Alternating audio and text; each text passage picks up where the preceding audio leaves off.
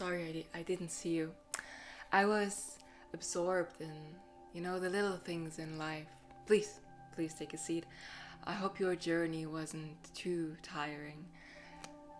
May I offer you some lemon water? Here, take it. It's yours.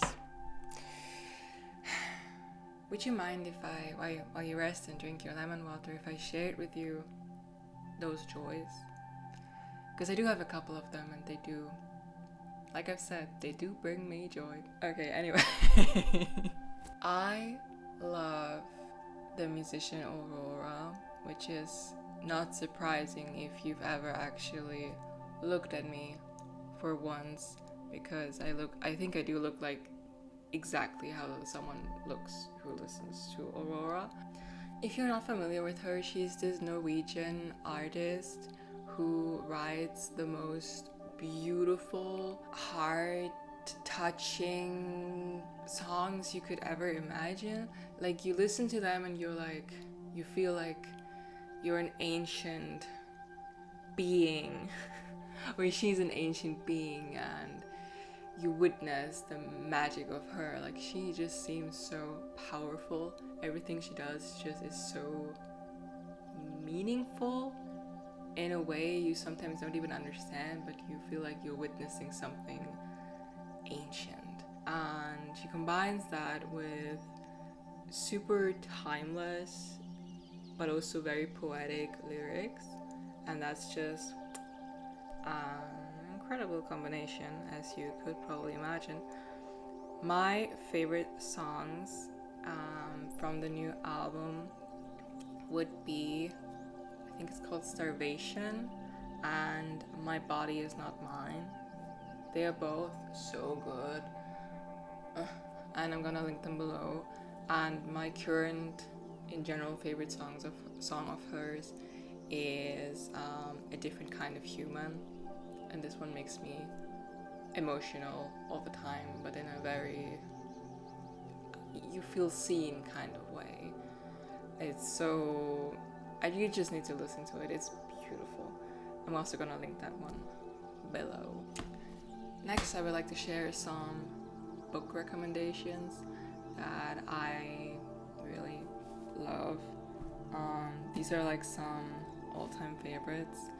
My favorite genre of like all time are like Greek mythology retellings. So I have to be honest with these, you cannot really like fully, a book can't be a full miss for me, even if it's not insanely well written. So I cannot really objectively judge it because it's one of my biggest like hyperfixation, the special interests. So yeah, I love them all very much. The first one, of course, is The Song of Achilles. It's, I think, the most known mythology retelling there is out there by Madeline Miller, and this one, it's so good.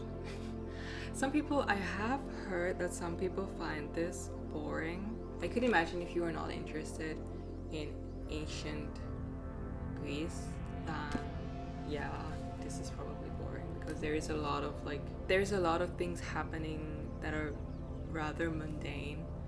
But if you are a fan of mythology and or the ancient times, you're gonna eat this up, especially because this love story is such a slow burn, which is so enjoyable, and nothing I think happens very quickly or is rushed. This book takes its sweet time, but this makes the relationship between them much deeper than I've seen in other stories, because I'm not a big romance fan in general, but this one of course managed to make me cry so hard.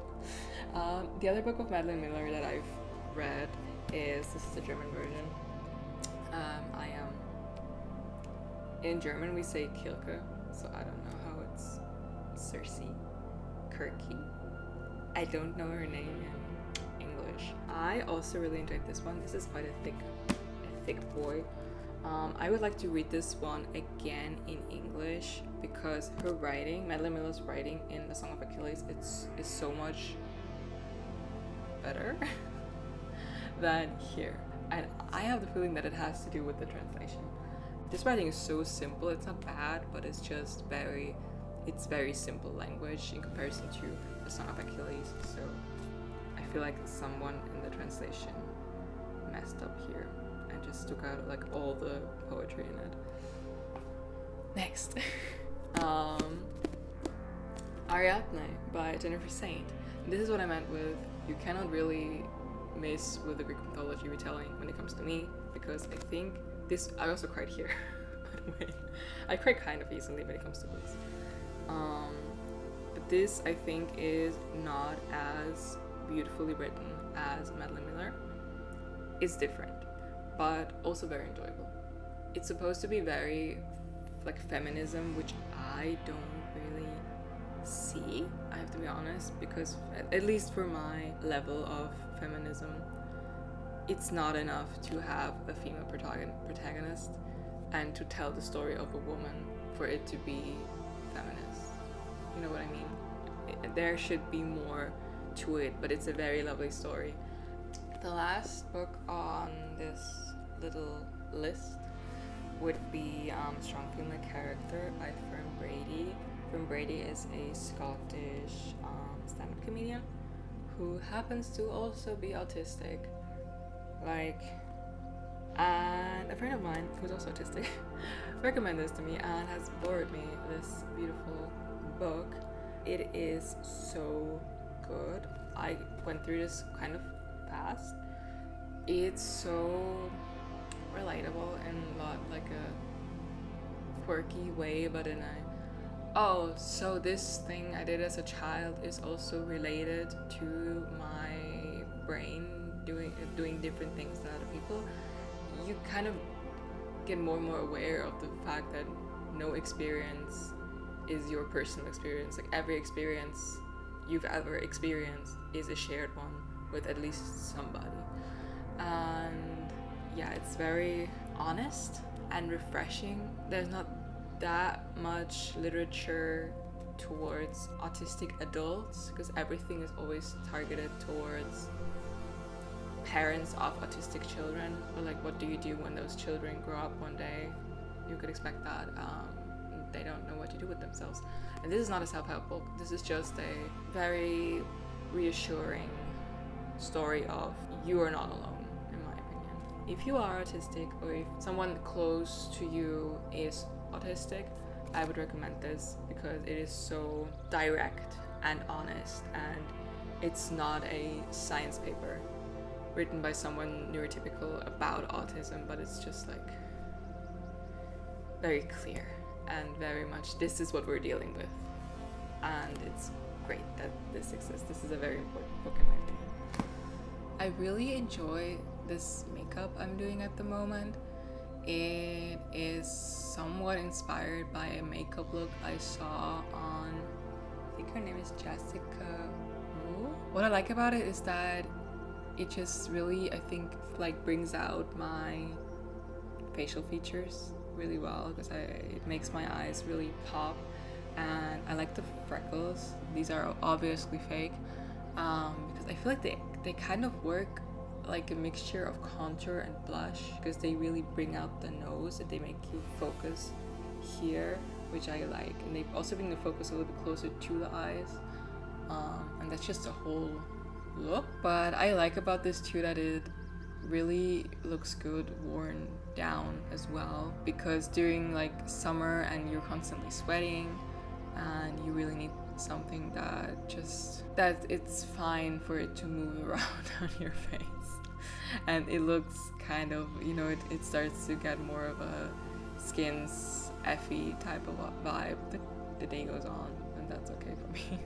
What's also okay for me is to not straighten my hair during the summer because I cannot stand the heat. Also, I want to kind of get like healthier hair, and I want to embrace my wavy hair because I thought a lot of people want wavy hair and I have it, and so I should be grateful for having it and not straighten it down to just not stand out as much as I maybe would with them. But I have a really hard time styling my hair because I have not the thickest hair, so my hair doesn't really hold the wave extremely well. Even though this is, I just took a shower and like refreshed it, so this is day 2 hair, and all I use now is like this gel, and this doesn't weigh down my hair, and it works, and it helps just to get the wave waving, and that's great. I don't know if it's this particular gel that's just good because I just got it because it's cheap and someone on TikTok recommended it, and I saw it in my drugstore, which is a big bonus because I don't like shopping for cosmetic stuff online. I don't like shopping online in general, so that's a great bonus if something's so readily available. Yeah. The next fun thing is my yoga mat. I'm not gonna show you the mat because it doesn't really matter. Matter. But this bad boy brings me so much joy. That rhymed.